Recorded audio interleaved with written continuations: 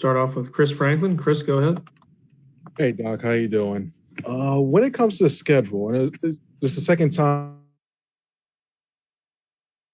do we consult you guys when it comes to that? And if not, would you like to see more input from the coaches to go ahead and not have scheduling issues like this? Well, it's hard, Chris. I will say this. They do kind of consult us, but not this year really, because the schedule was what it was. There's not a lot they can do with it. But typically what happens is they send out a schedule. We have it about 2 weeks before you guys ever see it.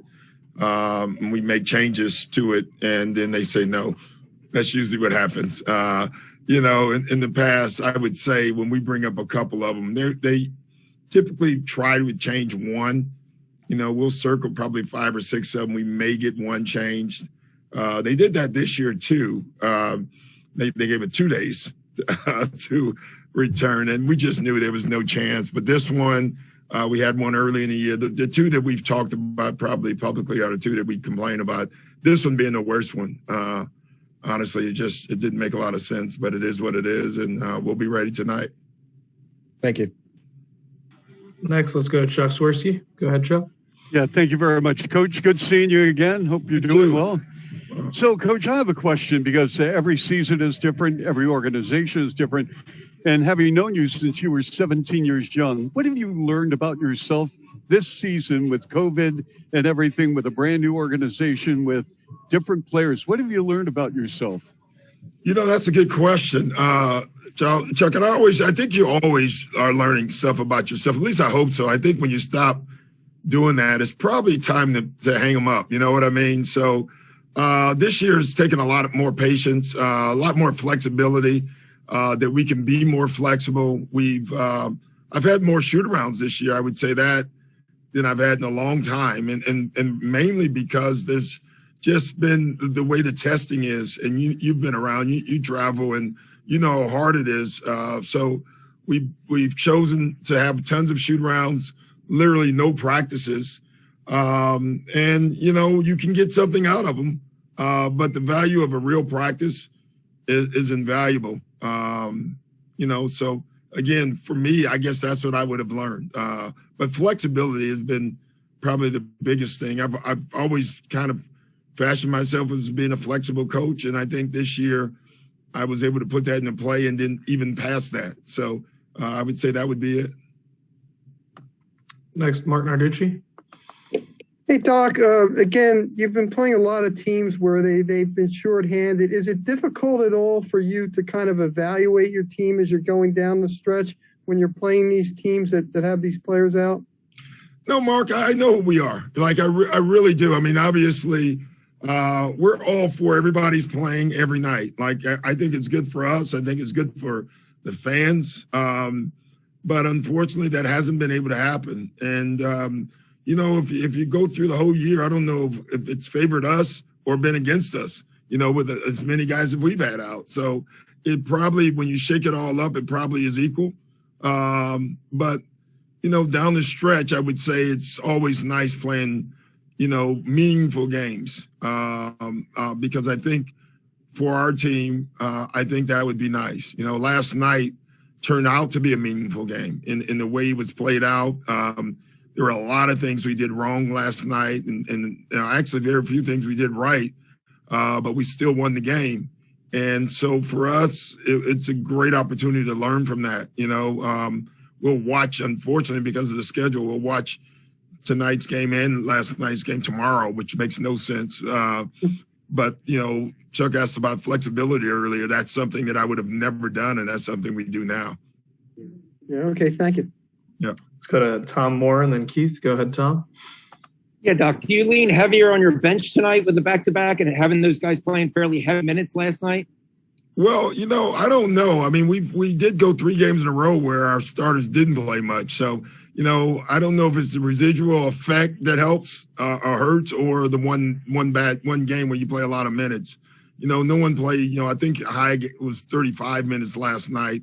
More for me, it's the time you get in. We got in pretty late. So this is where having 11 to 12 guys that you can call on in games like tonight can help you. Thank you.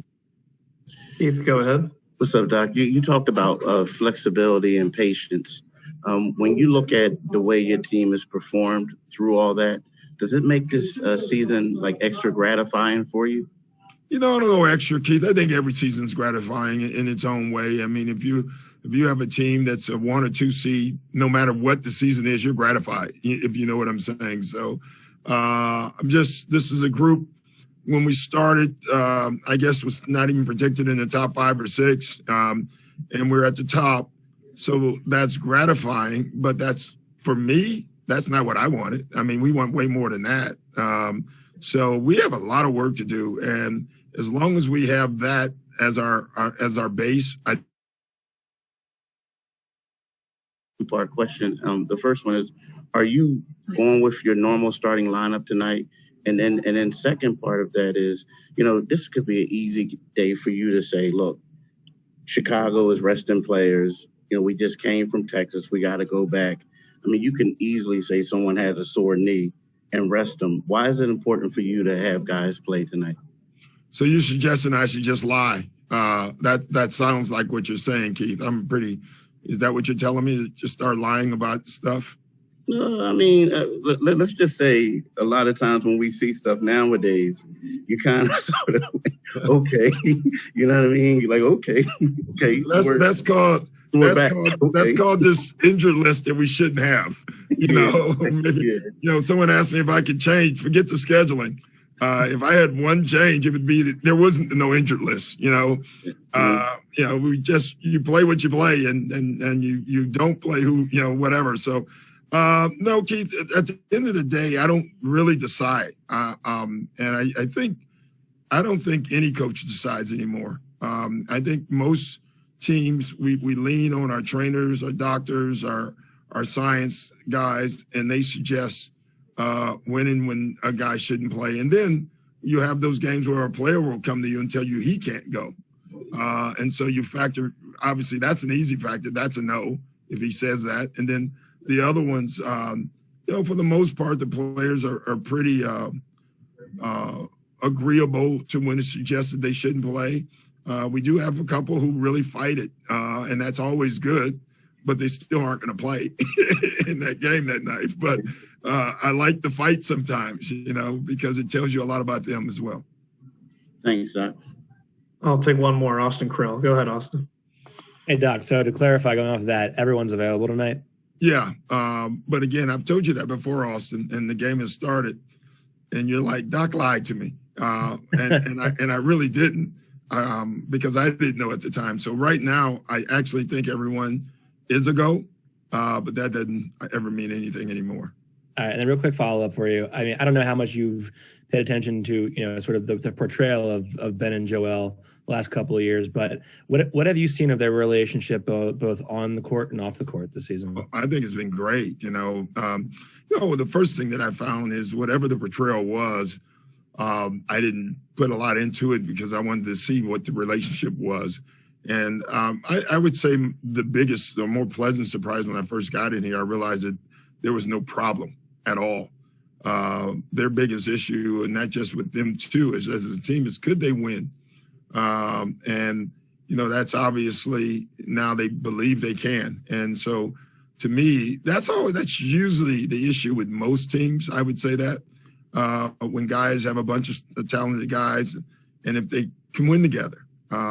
So that was, I guess, has been a pleasant surprise. There's no personal issues or anything like that. And that's an awful nice thing to have or to not have. Thanks, Coach. Yeah.